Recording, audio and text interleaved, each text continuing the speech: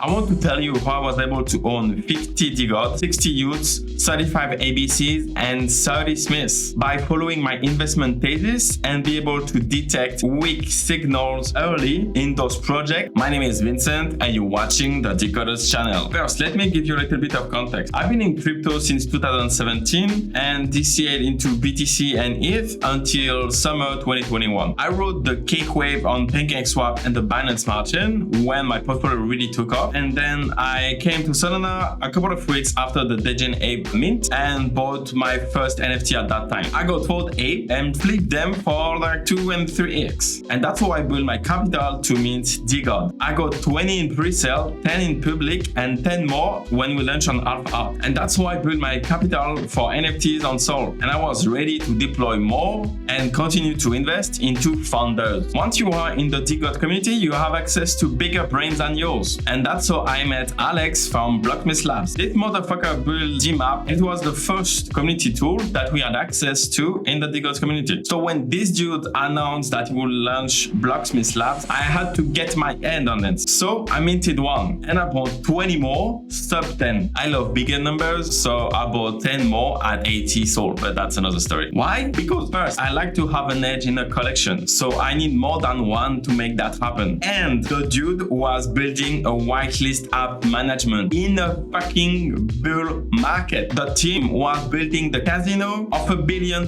industry. He is also a skilled engineer and his team is focusing on building. And I understand that because I'm myself software engineer. So I bought in this collection. That's basically how I built my portfolio. I bought the first project that ever minted on a candy machine, reinvest the profit into the hyper growth projects, connected with the community, and I had access to the biggest builders project on Sol that later give me access to more projects for free. After all of that and that setup, I just needed to wait to see higher performances. I don't like to chase pump and dump. From my perspective, it's too risky. There is way too many rugs on chain. You know, in Web2, investors are expecting to do 100x in the next 10 years. With NFT, we don't have 10 years, but I'm willing to hold an NFT collection for 1 year and see if the bet is conclusive before even thinking about taking profit. I'm not a trader, I'm not a flipper, I'm an investor, and I want to participate into the founder's journey to success. I only need one collection to perform really well, and that's why I need to have strong conviction in the teams. You know my bag now. I do quality over quantity when I press the mint button, but I do quantity over quality when I buy the NFTs. And that's why I built my NFT investment thesis. I want to invest in teams that understand the fundamentals of the NFT industry. I like to see them having a vision from the current market, but also the future, a clear understanding of its culture on crypto Twitter, building a community around them to keep attention on crypto Twitter, but also reach the top 10 market cap pretty